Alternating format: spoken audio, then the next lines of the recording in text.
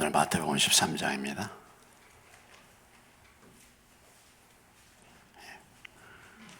오늘 마태복음 13장 1절부터 9절까지 그리고 18절로부터 23절까지 우리가 지난 시간에 먼저 비유의 의미를 10절로부터 17절까지 말씀을 나눴습니다.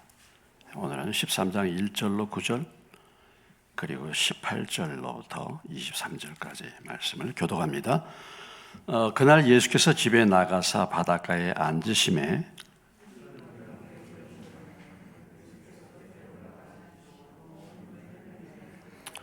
예수께서 비유로 여러 가지를 그들에게 말씀하여 이르시되 씨를 뿌리는 자가 뿌리로 나가서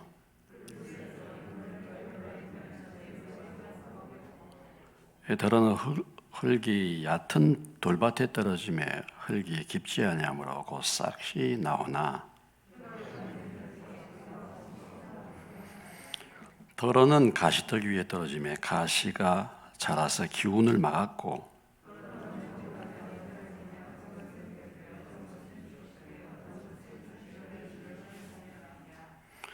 귀 있는 자는 들으라 하시니라. 18절로 갑니다.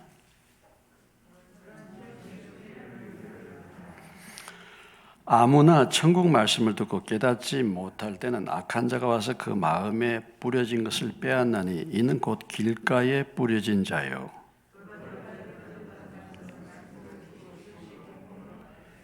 그 속에 뿌리가 없어 잠시 견디다가 말씀으로 말미암아 환난이나 박해가 일어날 때에는 곧 넘어지는 자요.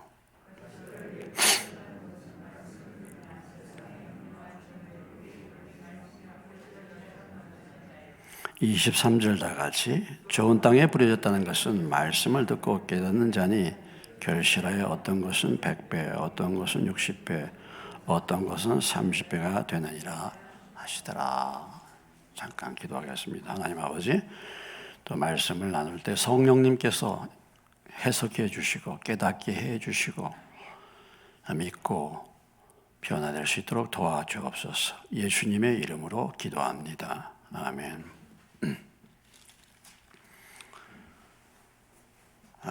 비유, 우리가 잘 아는 이제 비유를 통해서 하나님 나라를 예수님께서 설명해 주고 있습니다. 하나님 나라가 어떤 나라인가? 비유를 지금 말씀하시고 있는데 이 비유는 성경에 보면 한 50번 정도가 등장합니다. 비유가 한 50개의 비유가 성경에 등장하고 있어요. 근데 사실 이 비유라는 것은 영적인 깊은 진리를 우리의 일상생활의 평범한 어떤 소재를 가지고 그것을 풀어주는 거예요. 영적인 깊은 진리를 우리가 일상생활에서 늘 이렇게 겪을 수 있는 그런 재료를 사용해 가지고 그걸 잘 풀어주는, 그러니까 말씀을 잘 깨달을 수 있도록 풀어주는 그런 수사적인 표현이 비유라고 말할 수 있습니다. 공중 나는 새를 보라. 공중에 나는 새는 누구나 다 볼 수 있는 거잖아요. 들의 백합화를 보라. 우리가 늘 접할 수 있는 이런 자연적인 소재, 일상생활의 그런 평범한 소재를 가지고 하나님 나라, 영적인 비밀을 잘 깨달을 수 있도록 쉽게 풀어주는 말씀이 바로 비유에 대한 말씀입니다. 예수님께서 왜 비유로 말씀하셨는가? 우리가 지난 시간에 비유를 사용한 목적에 대해서 10절로 17절까지 말씀 가운데서 비유를 사용하시는 목적에 대해서 말씀을 나눴죠. 간단하게 그것을 다시 한번 요약한다고 한다면 드러냄과 숨김이라고 표현할 수 있겠습니다. 드러냄과 숨김. 비유를 사용해 가지고 어떤 사람들은 그 말씀을 더욱더 잘 깨닫게 만들어 주시는 거예요. 사실은 본래의 목적은 그겁니다. 그런데 이 비유가 어떤 사람들에게는 더 어려운 거야. 도대체 이게 무슨 말인지 알지 못하게 만드는 거예요. 그래서 하나님의 은혜를 받은 천국의 비밀을 아는 것이 허락된 사람들에게는 이 비밀이 아주 잘 이 비유가 아주 잘 드러나는 것입니다. 그런데 그렇지 못한 사람들은 이게 도대체 무슨 뜻인지를 알지 못하게 되는 거예요. 그래서 준비된 사람들, 하나님이 눈을 열어준 사람들에게는 이 비유가 아주 쉽게 더 깊이 하나님의 은혜를 깨닫게 되는가 하면은, 그렇지 않는 사람들에게는 이게 도대체 무슨 소리인지 도무지 이것을 알지 못하는 그런 목적으로 이 비유를 주님이 기록하셨다, 말씀하셨다, 이렇게 표현해 줬습니다. 자, 이제 그 첫 번째 비유인 이제 씨 뿌리는 비유로 우리가 이제 들어가고 있죠. 씨 뿌리는 비유입니다. 비유 중에 대표적인 비유죠. 씨 뿌리는 비유. 여러분들이 내용이 뭔가를 지금 잘 알고 계십니다. 오늘 13장 1절로 9절까지는 씨 뿌리는 그 비유의 내용이고, 그 다음에 18절로부터 23절까지는 거기에 대한 예수님의 해석이 나와 있습니다. 또 비유로 말씀하셨는데 뿐만 아니라 그 비유를 예수님께서 직접 해석해 주시는 거예요. 그러니까 정말 어려울 것이 하나도 없죠. 그냥 비유로 되게 말씀하시면 그 비유를 우리가 이게 어떤 의미인가 이렇게 생각하고 깨달아야 되는데, 오늘 이 씨 뿌리는 비유는 비유로 말씀하시고 그 다음에 거기에 대한 구체적인 해석까지 예수님이 이렇게 붙여주셨습니다. 그래서 18절로부터 23절까지는 이 씨 뿌리는 비유에 대한 해석을 이제 주석을 달아놨죠. 자, 그러면 먼저 비유의 내용이 뭔가를 한번 살펴보겠습니다.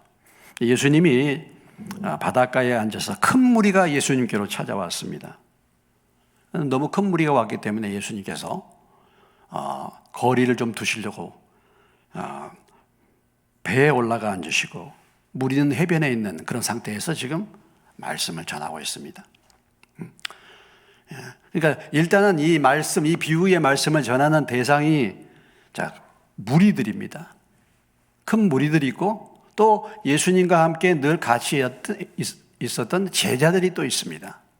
그러니까 지금 무리들과 제자들을 향하여 지금 이 말씀을 주고 있는 것이죠. 예.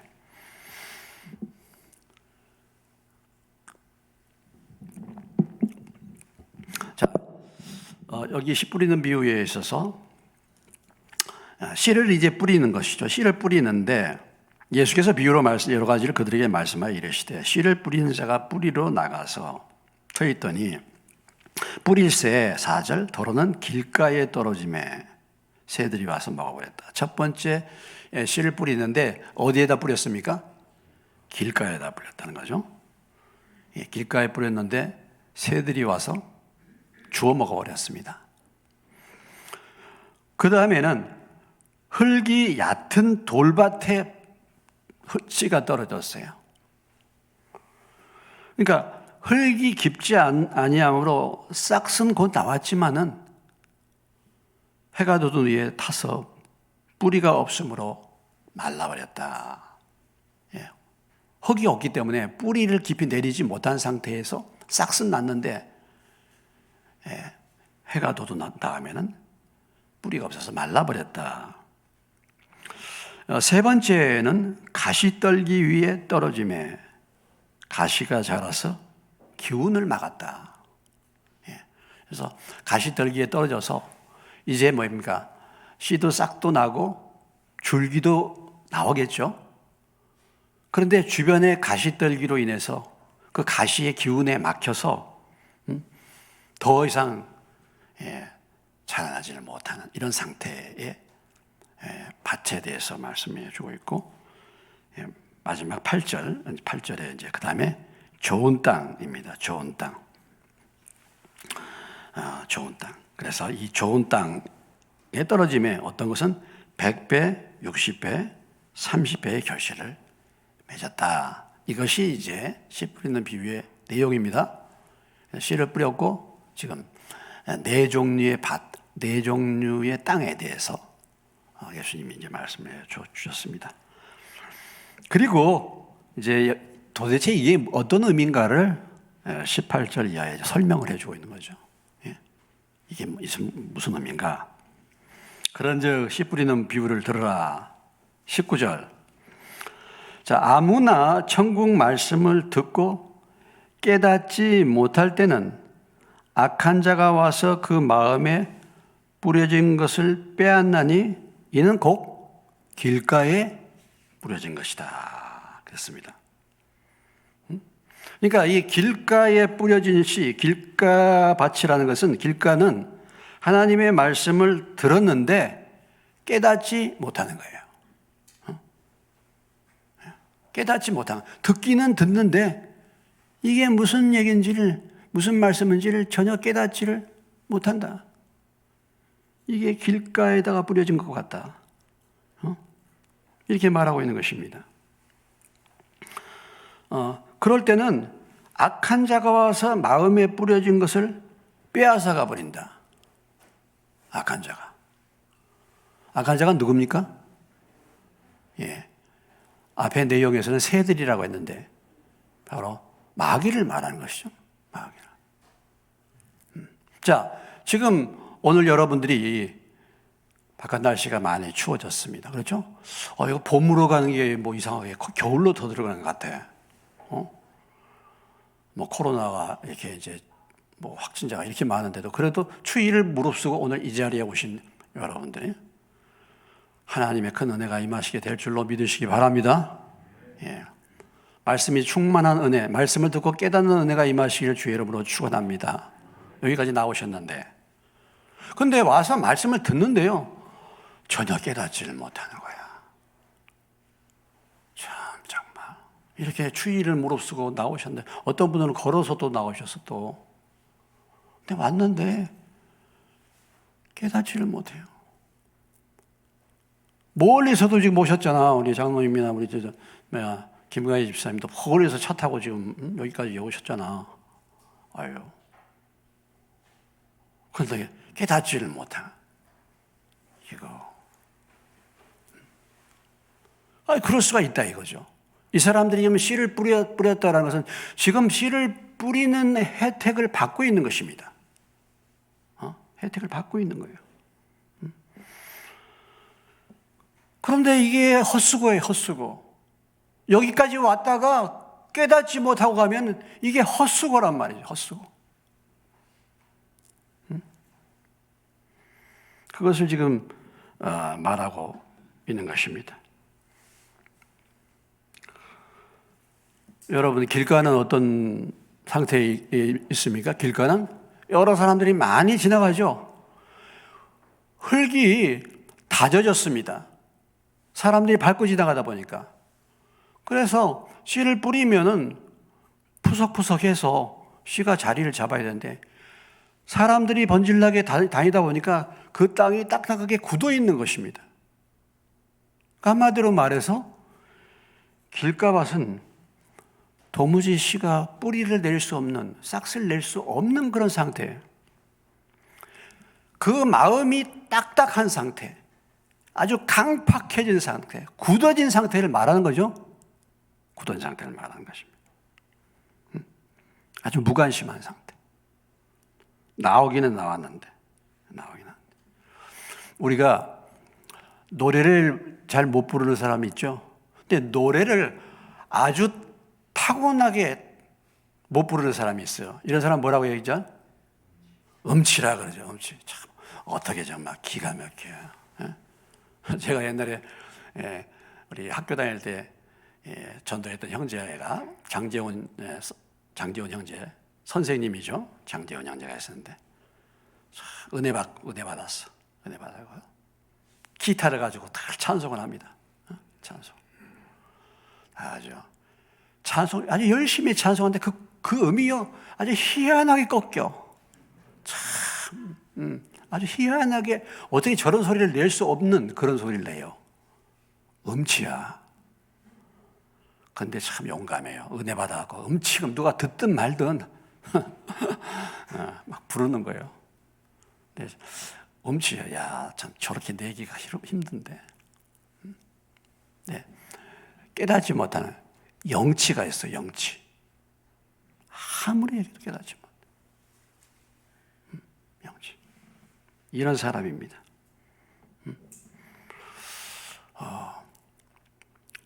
뭐 일단은 뭐 이런 사람들 보면, 자, 여러분 어떻습니까? 서기관 바리새인들이죠.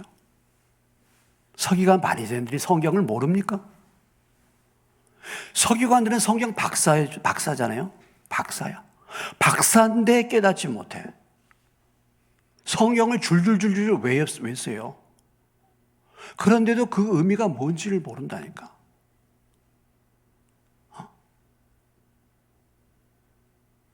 그럴 수도 있다니까요. 그래서 성경을 뭐 많이 한다고 성경을 잘 깨닫는가? 전혀 그것이 아닌 것입니다. 깨닫지 못하니까 실제 삶에 적용을 못해요. 여러분, 신학대학교 교수가 믿음 좋은지 아십니까? 신학대학교 교수들이 신학교에서 학문을 가르치는데 그런 사람들이 하나님이 이 말씀의 뜻이 무엇인가를 잘 아는 것으로 우리가 생각하죠. 이상한 소리 하는 사람들 많아요. 예, 이상한 소리. 그런 소리 하는 사람 많이 있습니다. 뭐 아무리 얘기해도 그게 무슨 말인지를 못 알아들어. 창세기 19장 14절에 보면은 소돔 고모라에 하나님의 사자들이 와가지고 불로 하나님이 이 땅을 심판한다 했는데 롯의 사위들이 그 말씀을 뭘로 여겼다 그랬어요? 농담으로 여겼다. 하나님의 말씀을 농담으로 여기는 거야. 이런 사람들요. 하나님 말씀을 농담으로 얘기하는 거예요. 길값 아시죠? 예, 길값 아십니다. 우리가 뭐 그 앞에 있으니까 잠깐 찾아보겠습니다. 11장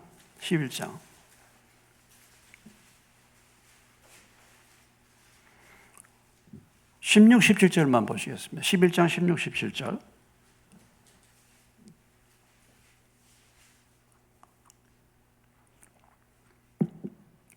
16, 17절. 시작. 이 세대를 무엇으로 비유할까? 비유하건대 아이들이 장태에 앉아 제 동문을 불러 이르되 우리가 너희를 향하여 피리를 불어도 너희가 춤추지 않고 우리가 슬피 울어도 너희가 가슴을 치지 않는다. 이건 무엇을 말합니까? 이건 전혀 무감각한 상태를 말하는 거잖아요. 아주 굳어져 버린 거죠. 무감각한 거야. 이런 상태에 마음밭이 있다는 것입니다. 이런 밭이 있다는 거예요. 이런 밭이. 우리가 이 세상에 태어나면요, 처음 어릴 때는요, 다 마음이 부드럽습니다. 어린아이는 그래도 다 순전하다 그러죠. 그래서 예수님이 어린아이와 같지 않으면 천국에 들어갈 수가 없다 그랬죠. 마음이 부드럽습니다. 그러니까, 그런데 점점 성장하고 살다 보면 죄를 짓게 되죠. 죄를 짓게 되고, 이런 세상에 이런저런 잡다한 지식과 경험이 쌓아집니다. 그러다 보면은요, 마음이 점점 하나님의 말씀에 대해서 강팍해지는 거예요. 자기 지식. 그래서 하나님, 길가밭이 되는 것입니다. 길가밭이.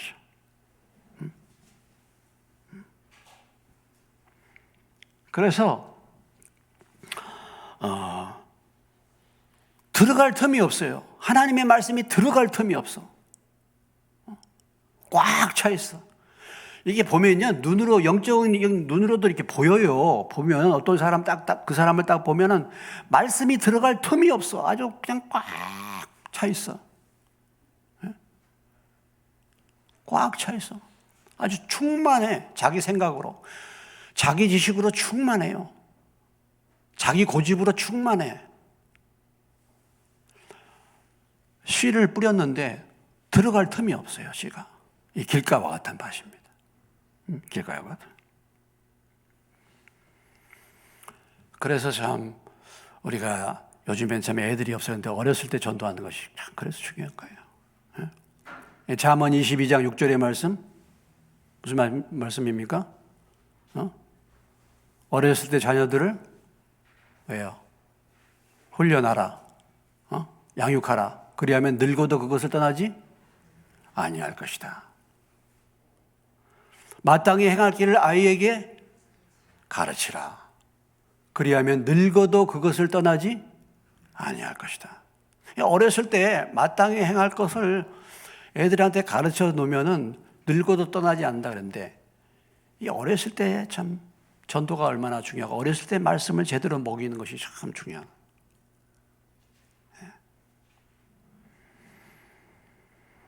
왜 이렇게 길가와 같은 밭이 되는 것입니까?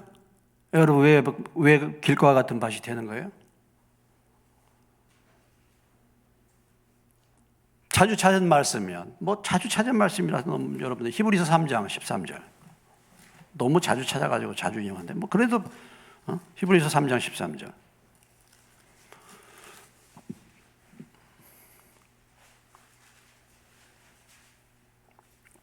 355페이지 찾으셨습니까?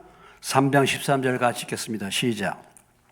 오직 오늘이라 일컫는 동안에 매일 피차 권면하여 너희 중에 누구든지 죄의 유혹으로 완고하게 되지 않도록 하라.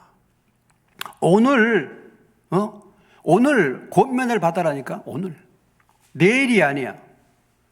그래서 죄가 쌓일 때마다 이걸 완고하게 되지 않도록 권면하고, 오늘 말씀을 통해서 오늘 지은 죄를 하나님 앞에 고백하고 죄를 회개하고, 오늘 나도 모르는 사이에 뭐예요? 여러분, 농사 짓는 분들 아시잖아. 저는 농사를 안 지어봐서 그렇습니다만, 지어보기는 옛날에 지어봤네. 의당에서 지어봤네. 보기는 잠깐인데, 그 풀이 잡초가 얼마나 자주 자라납니까? 하루만 잡초 안 뽑아보면 넣으면 그 다음날 어때요? 농사들 다 지어보셨죠? 우리 사람들 매일같이 잡초를 뽑아내야 되잖아요.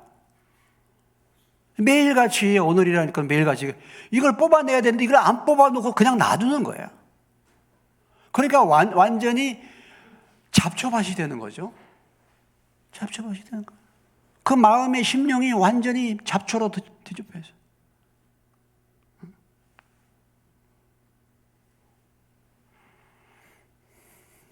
이 잡초.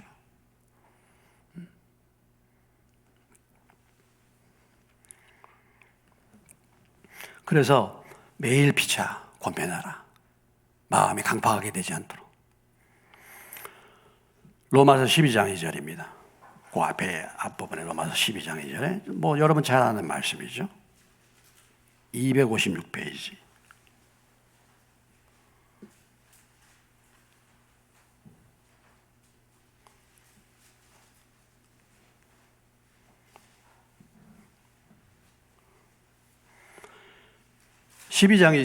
로마서 12장 2절 256페이지 읽습니다. 너희는 이 세대를 본받지 말고 오직 마음을 새롭게 함으로 변화를 받아 하나님의 선하시고 기뻐하시고 온전한 뜻이 무엇인지 분별하더라. 이 세대를 본받지 말고 오직 마음을 날마다 새롭게 하라, 이 말씀. 마음을. 이 세상의 패턴, 이 세상의 패턴을 따라가지 말라. Do not conform any longer. 더 이상 to the pattern of this world. 이 세상의 패턴, 이 세상의 방식을 따라가지 말고 마음을 날마다 새롭게 하여 하나님의 선하시고 기뻐하시고 온전한 뜻이 무엇인지 분별하라. 자, 고린도후서, 그 뒤에 있는 고린도전서 다음에 고린도후서 10장 5절입니다. 295페이지. 자, 10장 5절. 다 같이 읽습니다. 하나님을 아는 것을 대적하여 높아진 것을 다 무너뜨리고 모든 생각을 사로잡아 그리스도에게 복종하게 하라. 예, 높아진 생각, 이론, 이걸 다 사로잡아서 예수님께 복종하도록 생각이. 우리가 지난주에 나만에 대한 말씀을 나눴습니다만, 나만이라는 사람이 주님을 만나기까지 그 과정이요 보면은, 예? 이 정말 강팍한 사람이 그런 많은 과정을 거치잖아요. 예? 그 사람 문둥병 걸려가지고 죽을 병 걸리니까 그런 거 아니에요. 근데 죽을 병이 걸려도 깨집니까? 안 깨져요. 예? 사람들이요, 죽을 병 걸리면 겸손해질 줄 알죠? 아시죠? 그렇지 않은 사람 많아요. 예? 우리는 어떤가 모르겠어요. 작은 문제가 탁 생기면 금방 그냥 이게 사인이구나 이렇게 알아채리는 사람이 있는가 하면 죽을 병이 들어도 몰라. 아니, 교회도 보면 어떤 분이 아주 어려운 판정을 받았어. 근데 별 문제가 없는 것 같아, 본인이. 그게 아닌데, 하나님이 사인을 크게 주신 건데도 본인은 덤덤해. 이런다니까요.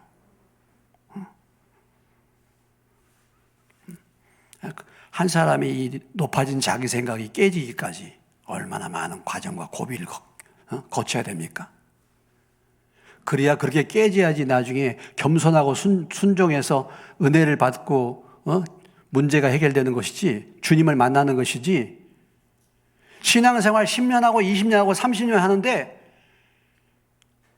거기까지 안 온다니까. 엘리사가 준 말씀만 말씀만 들었다니까. 이게 요단강에 가서 7번 씻는다는 것만 알았어요. 들었어요. 그리고 안 들어가는 거야. 왜? 아직도 내 생각이 있어. 이걸 안 한다니까요. 지금 30년이 넘었는데도 이걸 안 하고 있어.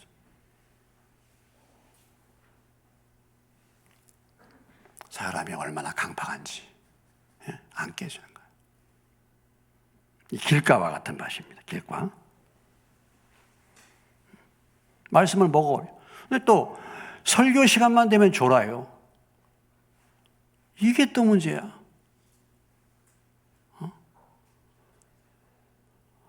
교회 나올 때는 막 활기가 넘쳐.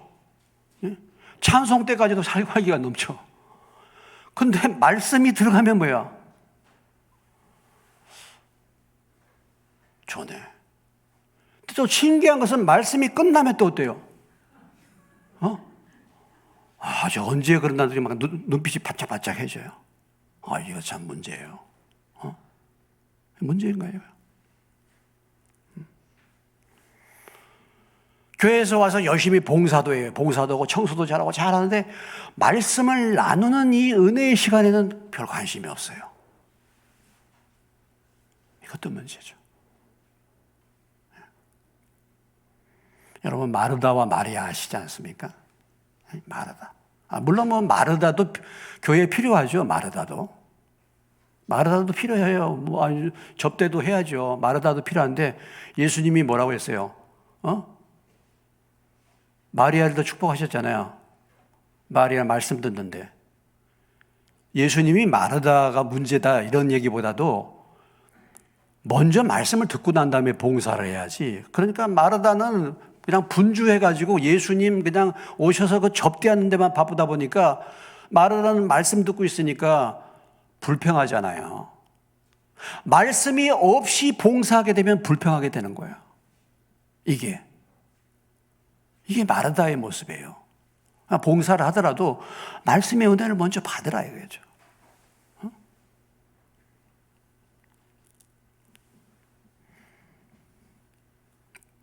오늘 길가와 같은 밭입니다. 길가와 같은. 두 번째는 돌밭이죠. 돌밭. 자, 돌밭. 다시 본문으로 옵니다. 돌밭. 돌밭에 대한 해석은 뭐예요? 20절에 돌밭에 뿌려졌다는 것은 말씀을 듣고 즉시 뭐예요?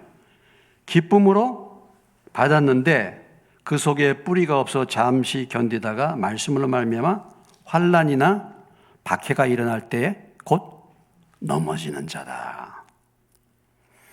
자, 돌밭은 흙 밑에 돌이 있습니다.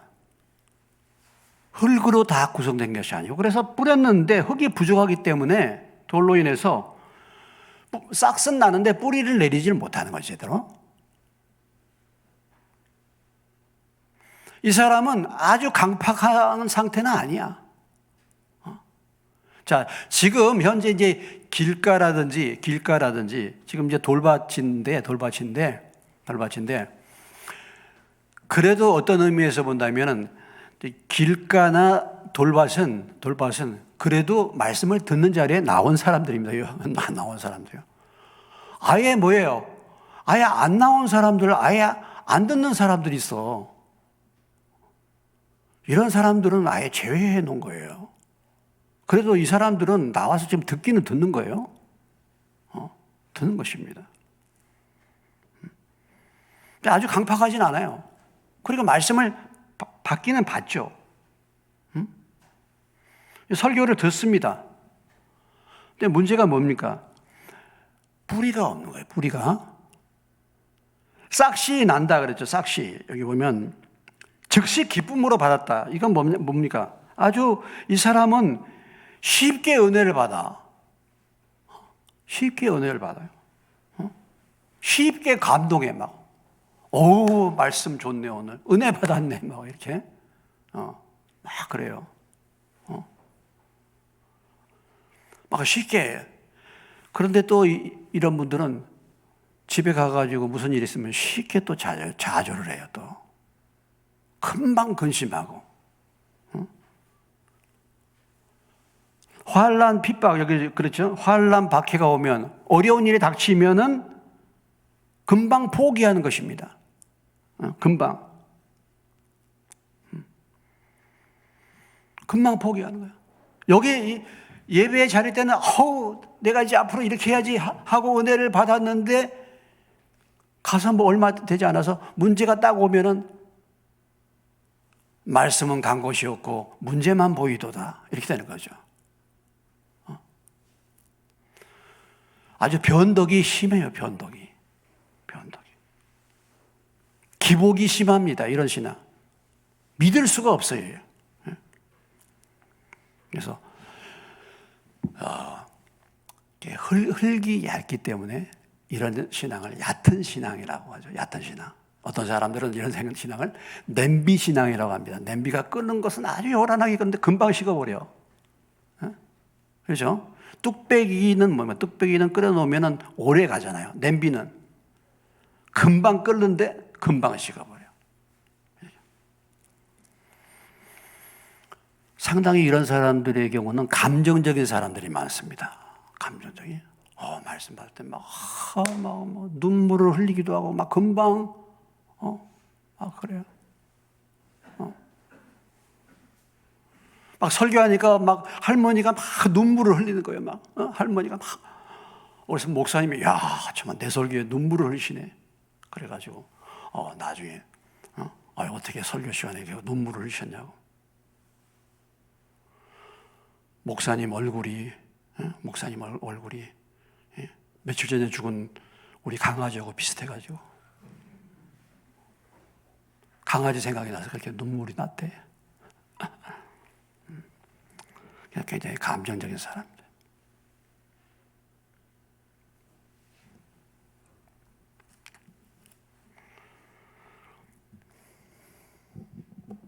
그래서 타협하고 중도에 포기하는 사람들입니다.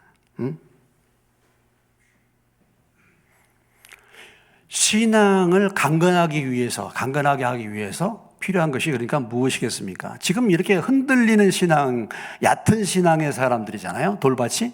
이런 사람들을 강건하게 하기 위해서 하는 훈련이 결국은 뭐예요? 환난과 박해가 아니겠습니까? 고난 아니겠어요? 그러니까 환난과 박해, 고난이 오는 것은 우리의 신앙이 돌밭의 신앙인지 나의 심령이 돌밭인지 아니면 견고한지를 사실 흔들어 보는 거예요. 하나님이. 우리가 말씀을 받았습니다. 말씀을 받았는데 내 마음밭이 돌밭인지 어떤지 모르는 게 하나님이 지금 이 돌밭의 이 상태를 강하게 하기 위해서 우리에게 환난과 핍박을 주는 거예요. 박해를 주는 거라니까, 고난을. 이것을 이겨나가라고. 그런데 이 돌밭의 신앙은 중도 포기하는 거죠.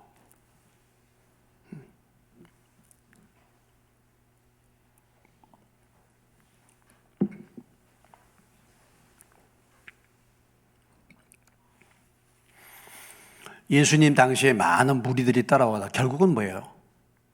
나중에 다 떠나갔죠. 예, 떠나갔죠. 떡을 먹고 배부른 까닭에 따라왔는데 예수님이 가는 길이 그 길이 아니거든. 십자가의 길이거든요. 그래서 그들은 다 떠나갔습니다. 이 무리들이 그랬었죠.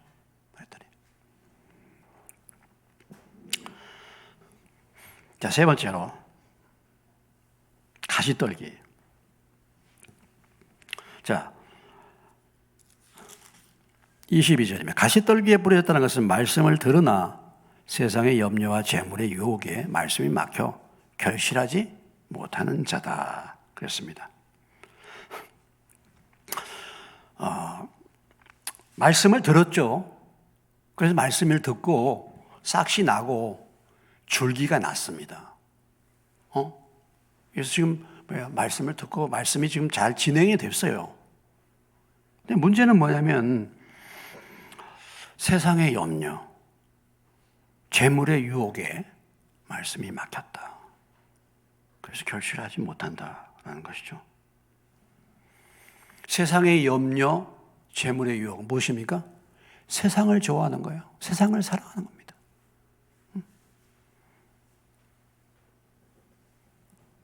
말씀을 들었는데 막히는 거예요. 자, 우리가 사울을 한번 생각해 봅시다. 사울.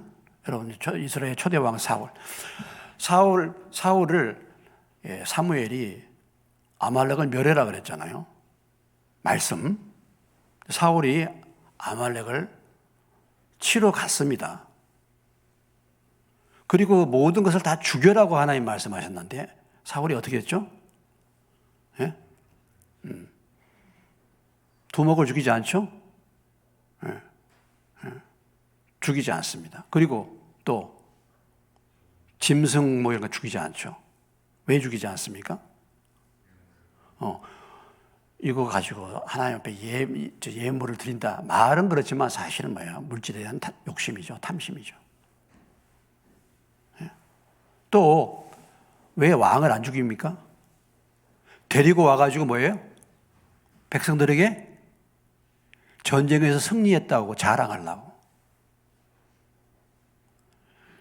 세상의 영광,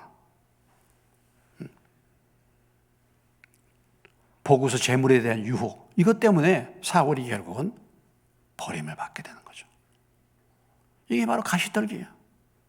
가시떨기. 부자 청년은 어떻습니까? 부자 청년. 부자 청년. 어떻게 하면 영생을 얻겠습니까? 이렇게 하라. 계명을 다 얘기했죠. 다 지켰습니다. 예수님이 뭐라고 말씀하십니까? 예? 내 재물을 다 나누고 나를 따르라. 청년이 무엇에 근심하고 돌아갔다 그랬잖아요. 여전히 재물에 그런 염려와 유혹이 있습니다. 이런 사람들이죠. 롯의 처가 소돔 고모라가 망할 때 뒤를 돌아다 보지 말아라는데 롯의 처가 뭐예요? 자기가 놓고 이 소돔 고모라에서 벌어놨던 재산 너무 아까운 거야. 그래서 뒤를 돌아본 거 아니겠습니까? 또 돌아보고 또 돌아보고 맨발로 절묘 한만한 미아래 고기가 아니고 소돔 고모라 고개 뒤를 돌아다봐 미련이 남아가지고 하나님 말씀대로 그러니까 가시떨기입니다, 여러분들. 그러니까 이 가시떨기는 한마디로 말해서 하나님도 섬기고 세상도 섬기는 거예요. 하나님도 섬기고 세상도 섬기고. 이스라엘 백성들이 제일 싫어하는 사람들이 누굽니까? 우리가 흔히 생각할 때 이스라엘 사람들이 제일 싫어하는 것이 세리와 창기라고 생각하는데요. 세리와 창기보다 더 싫어하는 사람들이 있습니다. 누굽니까? 사마리아 사람들이에요. 세리와 창기는 그래도 자기 동족이에요. 이스라엘 사람들이 제일 싫어하는 건 누구냐면 사마리아 사람들. 사마리아 사람들은 아예 상종을 안 했어. 사마리아 사람들이 왜 그렇습니까? 우리가 사마리아 역사를 보면 뭐 다 찾아보지 않겠는데, 사마리아 역사를 보면은 열왕기하 17장에 보면 사마리아가 뭡니까? 아수르의 점령을 당했잖아요. 지배를. 북쪽 이스라엘을. 그래가지고 이방 족속을 갖다가 거기다가 심어놨어요. 아수르가. 그러니까 이들이 자기들이 섬기는 신을 가지고 왔습니다. 그런데 그 땅에 살다 보니까 어려움을 겪고, 그래서 여호와를 섬기게 됐다 이거죠. 그래서 여호와를 섬길 뿐만 아니라 자기들이 섬겼던 우상도 동일하게 섬겼다. 그래서 그들이 하나님도 섬기고 우상도 섬기고. 이게 가시떨기잖아요. 가시떨기.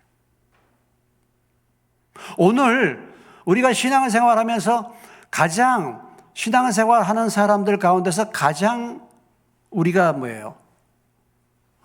근접한, 오늘날 우리의 사람들이, 우리의 교인들에게 가장 근접한 상태가 뭐냐면 이런 상태, 가시떨기. 이것은 그래도 오랫동안 신앙생활을 했다는 사람들의 모습입니다. 집안적으로 오래전부터 예수를 믿었다고 한다는 사람들의 상태가 이런 상태일 수가 많이 있습니다. 우리가 그럴 수 있죠. 하나님도 섬기고 세상도 섬기고 이런 거죠. 그래서 신앙이 안 자라는 거예요. 안 자라.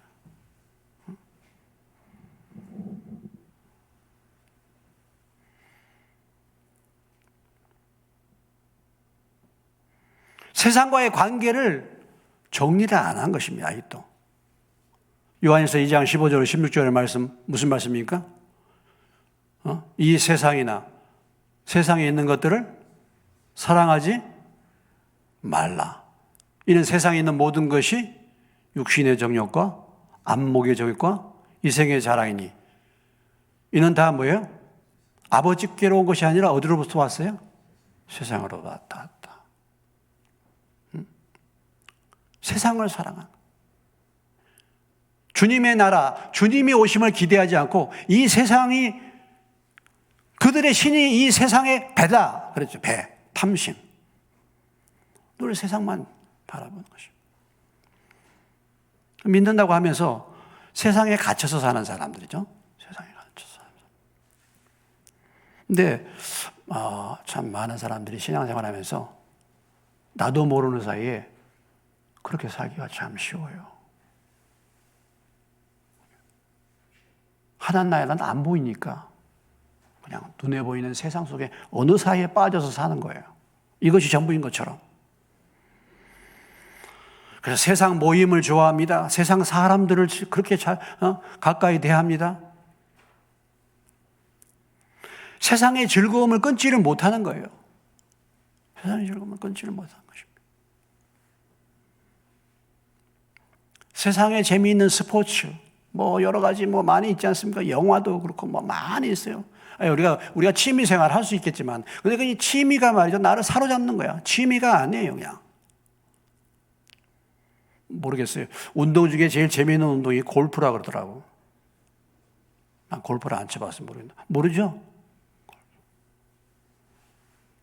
골프. 그렇게 골프가 재밌다네. 여기저기 골프 연습장 보면 대충 알 수 있죠, 분위기가. 아무리 코로나가 이렇게 저기 해도 골프 연습장은 어때요? 꽉 차죠?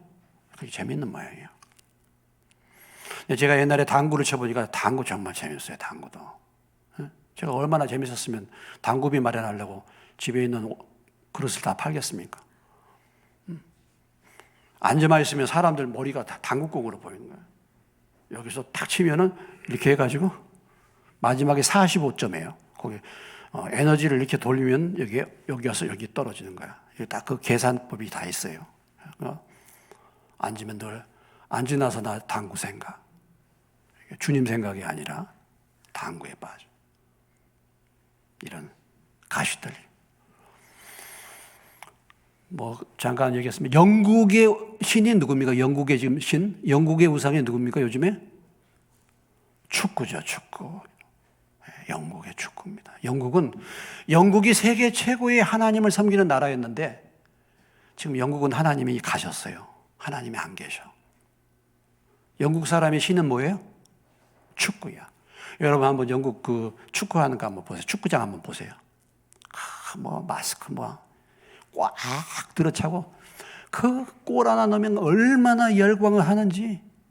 이야, 정말. 그게 영국의 현실이에요. 근데 우리도 그럴 수 있습니다. 뭔가 나도 모르는 사이에. 이런 게 있어가지고 가시떨기 노릇을 하는 거예요. 자, 마지막에 좋은 땅입니다. 좋은 땅. 자, 23절입니다. 23절 같이 한번 읽겠습니다. 좋은 땅에 뿌려졌다는 것은 말씀을 듣고 깨닫는 자니 결실하여 어떤 것은 100배, 어떤 것은 60배, 어떤 것은 30배가 되느니라 하시더라. 여기 좋은 땅이란 것은 결과적으로 무엇을 표현해 주고 있습니까? 말씀을 듣고 깨닫는 자예요. 말씀을 듣고 깨닫는 거죠. 똑같이 씨앗이 뿌려졌지만은 받아들이는 것은 다 각자 달라. 그 사람이 그렇게 겉으로는 잘 믿는 것 같은데 실상은 아니에요. 교회에 와서 늘 예배 자리에 있고 말씀을 듣는 것 같은데 실상은 그게 아니야. 그럼 좋은 땅은 뭐냐? 말씀을 듣고 뭐라고요? 깨닫는 자다. 이렇게 말했어요. 여러분, 말씀을 듣고 깨닫는 것의 증거가 무엇입니까? 열매. 어떤 사람이 말씀을 듣고 깨달았다. 이 말씀이 이런 의미인데 할렐루야. 이제 깨달았다. 이게 아니고 그 사람이 그 말씀을 듣고 깨달았다는 것은 무엇을 말합니까? 열매를 말하는 거예요. 열매. 오늘 우리가 지금 몇 가지 지금 밭에 대해서 얘기하고 있어요. 4종류의 밭에 대해서 얘기하고 있죠. 근데 사실은 2종류의 밭입니다. 결국은 뭐예요? 뭘로 나누는 겁니까? 열매 맺지 못한 땅과 열매 맺는 땅이에요. 그러니까 길가든지 돌밭이든지 가시떨기든지 문제가 뭡니까? 열매를 맺지 못한다는 거야. 내가 길가일 수도 있고 내가 돌밭일 수도 있고 내가 어쩌면 가시떨기 말씀도 다 듣고 합니다. 다. 그런데 결국은 열매가 없는 거예요. 그러면은 그것은 무의미한 신앙생활이에요. 예수님이 뭐라고 말씀하셨습니까? 우리의 신앙을 평가할 때 무엇으로 평가한다고 말했습니까? 열매로. 그들의 열매로 그들을 알지라 그랬죠. 과연 내가 무슨 열매를 맺었느냐? 내 인생의 삶 속에서 지금까지 신앙생활하고 지금까지 말씀을 들었는데 어떤 열매를 내가 맺었는가? 열매가 없다고 한다면 그것은 말씀을 듣고 깨닫는 것이 아닙니다. 그것을 말해주는 거예요.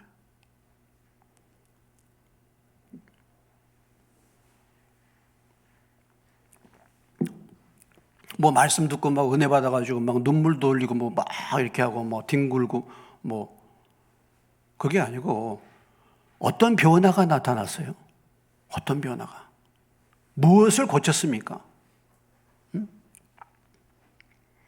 예를 들면 여러분들이 어떤 문제를 저하고 상의하고 하는데 그걸 안 했어. 그래가지고 어려움들을 겪었어. 그러면 그 다음에 그 메시지에 대한 열매는 그것을 듣고 깨달았다는 그 열매는 그 다음에는 저한테 와서 상담을 하는 것이 열매예요.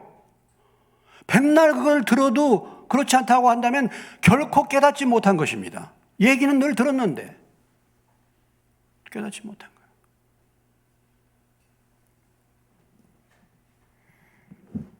깨닫는 증거는 그들의 열매로 할 수 있는 거예요. 열매.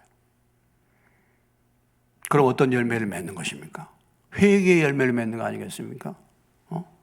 회개의 열매. 내가 옛날에 이렇게 살았는데 이제 바꿔 사는 거잖아요. 변화가 나타난 삶을 말하는 거 아니겠습니까? 죄를 깨닫고 죄를 회개하고 안 믿었던 것을 믿고 생각이 바뀌고 가치관이 바뀌고 내가 과거에는 이렇게 살았는데 이제는 방향을 돌려서 이제는 주님을 위해서 내 인생의 삶을 바꿔서 살고 이제는 말씀과 기도 없이 살다가 말씀과 기도 가운데 주님의 인도를 구하고 이런 삶을 사는 게 열매 아니겠습니까? 내 성질대로 내 성격대로 살다가 성령의 지배를 받고 사랑과 희락과 화평과 오래 참음과 자비와 양성과 충성과 온유와 절제의 열매를 맺고 주변에 있는 영혼들을 향하여 정말 그들을 불쌍히 여기고 전도한 이런 삶의 변화가 나타난 것이 그 사람의 열매예요. 그 사람이 그 말씀을 깨달았다는 증거입니다. 그 심령의 상태가 좋은 마음밭이라는 것을 말해주고 있는 것입니다. 그렇지 않다고 한다면 우리 마음밭은요 좋은 마음밭이 아니에요.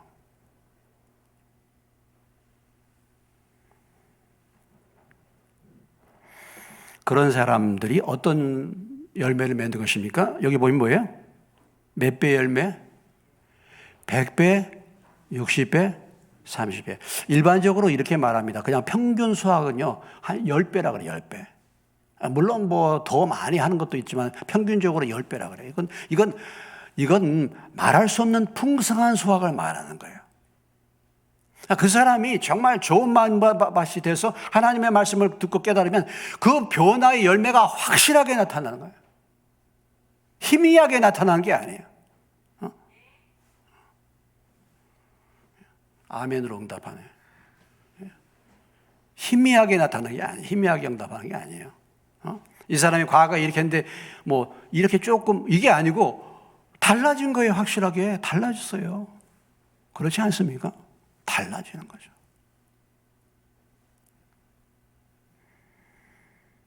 오, 옛날의 걔가 아니네.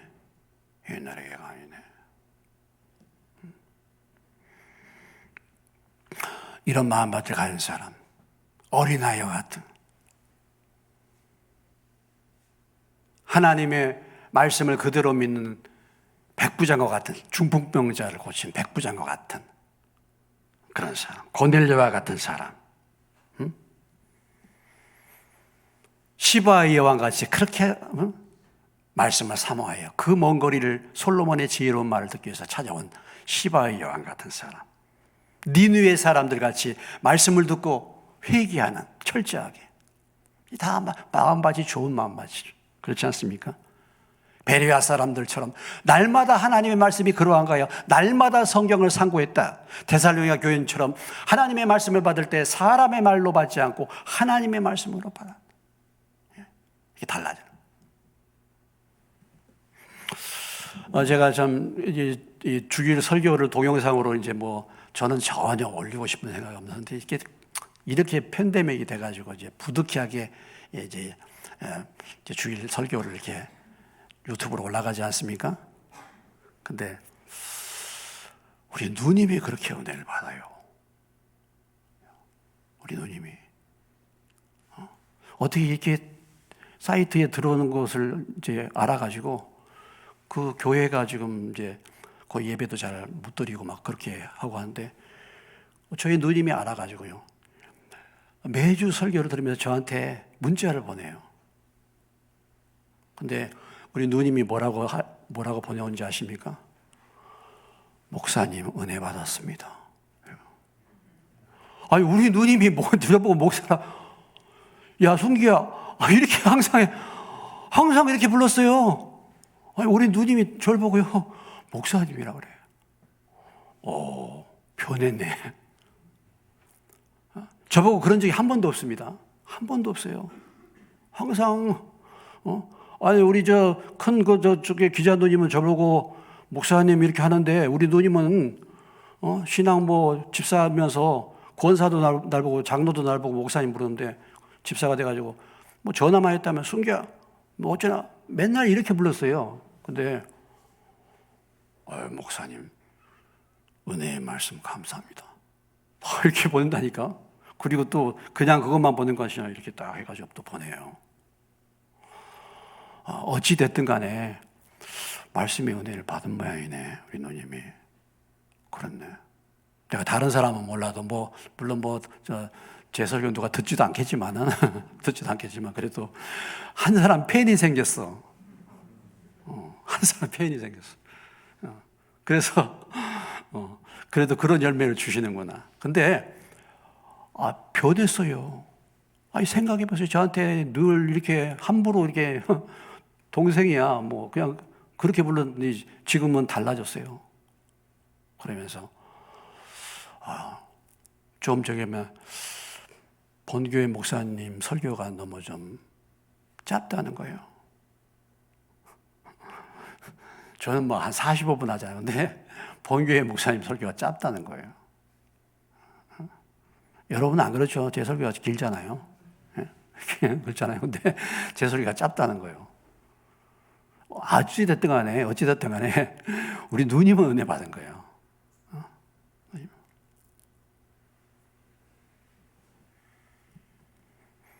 말씀을 받아가지고 변화가 변화가 온 것입니다. 마음이 참 그래도 이제 준비가 됐죠. 코로나로 교회가 저쪽에 저기 양평 쪽인데 좀 더 가야 되는데 이제 못 가게 되고 이렇게 이제 하다 보니까 자꾸 저희 교회 예배를 우리 예배 시작할 때 같이 그 말씀을 몇 번 들으시더니 이제 그런 거 알았죠. 일단은 별 딴소리 안 한다는 거. 그냥 말씀 안에서만 얘기한다는 거. 딴소리 안 한다는 거. 그렇게.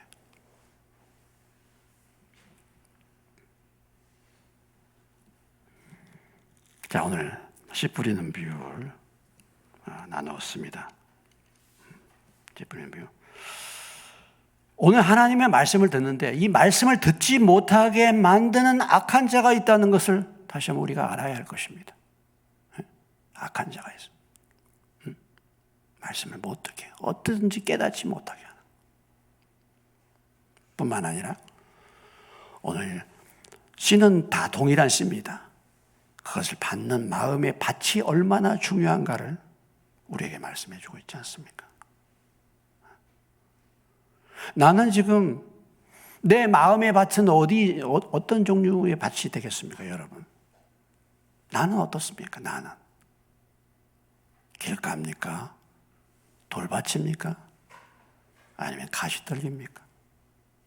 아니면 좋은 땅이 돼서 말씀을 듣고 깨닫고 열매가 나타났습니까?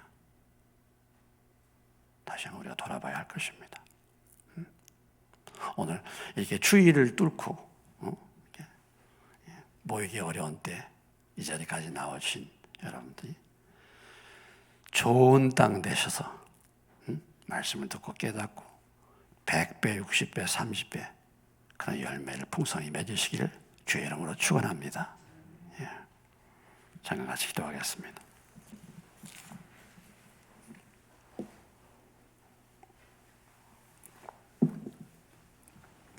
오늘 말씀을 우리가 대하면서 다시 한번 주여 제 마음밭이 어떤가 다시 한번 돌아보고 주님 너의 묵은 땅을 기경하라 날마다 이렇게 말했어요.